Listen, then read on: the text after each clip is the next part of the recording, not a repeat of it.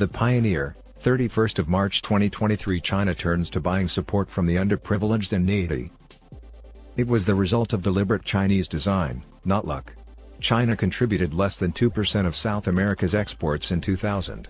Still, these shipments have since risen at an average rate of over 30%, reaching $180 billion in 2010 and $450 billion in 2021, and are projected to top $700 billion by 2035. Chile, among other nations, accounts for approximately 40% of South America's exports to China, making Beijing the region's leading trading partner today. With a no-strings-attached approach that didn't call for any didactic requirements or reform pressure, China had made disproportionately large and deliberate investments. Numerous authoritarian and anti-democratic regimes were drawn to this leniency. Pariah Venezuela received loans totaling more than $64 billion, sparking concerns about a debt trap.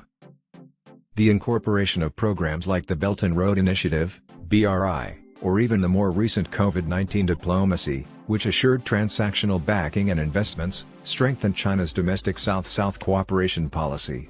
Aside from the mutual enjoyment of raw materials and the creation of a rival power center, China took authority in place of the US and flexed its diplomatic muscles and leverage globally. The Chinese's decision to turn from the One China policy to de-recognize their archenemy Taiwan, Republic of China, was one blatant example of the quid pro quo they desired in exchange for easing their financial restrictions in South America's faltering economy. With the assumption that Taiwan is an essential part of the Chinese mainland, to be reunified one day. In the past, South American nations were particularly numerous among those who recognized Taiwan. Still, as China increased its financial might and flexed its negotiating muscles, one South American country after another switched sides in favor of China. Oddly enough, despite their bluster and saber-rattling, even the US and India support the One China position.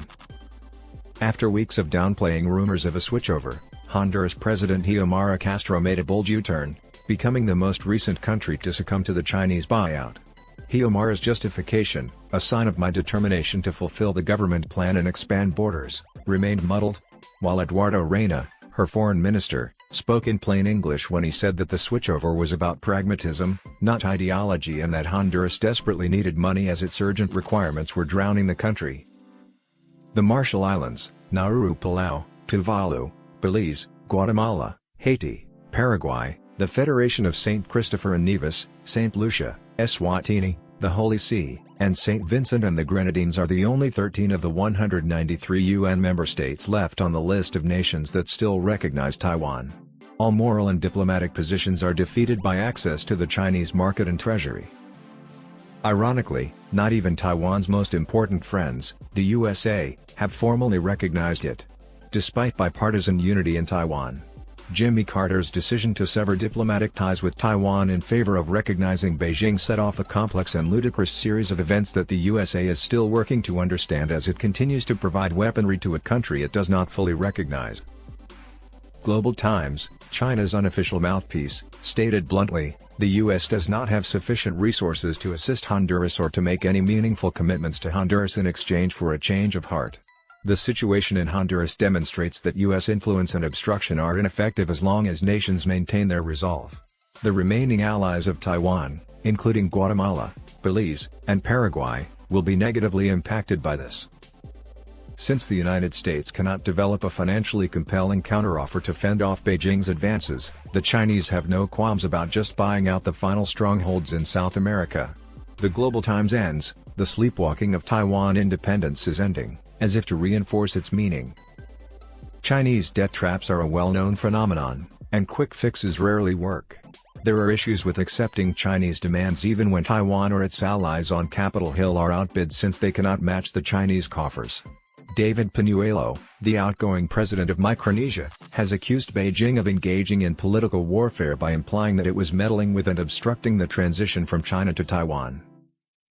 China continues to be extremely sensitive to the Taiwan problem and exhibits very little patience with what it insists are domestic problems. The so-called superpower's ability to conquer and rule the targeted territory indefinitely has recently been tested by events in the wars in Afghanistan and Ukraine. Therefore, it is much simpler and even more sustainable to entrap and control those territories through buyouts. For 82 years, Honduras recognized the Taipei administration. Nevertheless, a hydroelectric dam and billions of dollars in aid were an alluring temptation. Few people think Honduras sees through Washington's bullying diplomacy, according to the Chinese line, because the pattern and terms of the switchover are eerily similar and appear favorable. Initially, the era of moral diplomatic stances is over, and the new global order is characterized by trade and pressure. The high temple of realpolitik is found in China. The frank acknowledgement by the Honduran government that there is only one China in the world was the cost of the switchover.